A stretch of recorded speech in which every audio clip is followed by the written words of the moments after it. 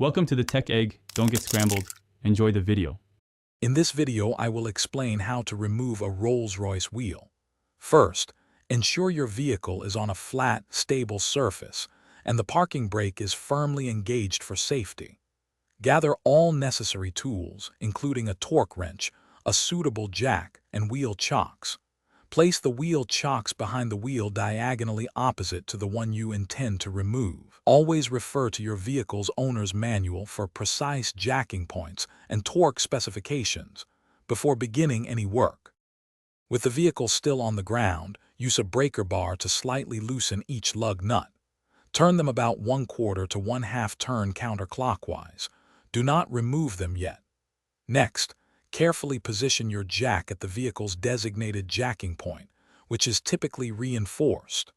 Slowly and steadily raise the vehicle until the wheel you are working on is completely clear of the ground, allowing for easy removal.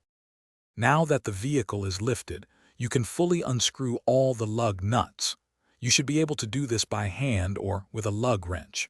Place these nuts in a container to prevent them from getting lost. With the lug nuts removed, carefully pull the wheel straight off the hub. It might require a gentle wiggle to free it. Once off, set the wheel aside in a secure location where it won't roll or be damaged.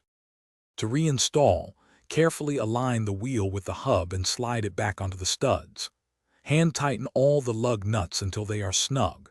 Then, lower the vehicle until the tire just makes contact with the ground, but the full weight is not yet on it.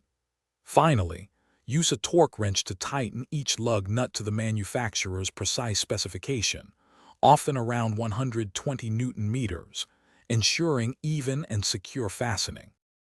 Thanks for watching. Consider subscribing if I helped unscramble your problems.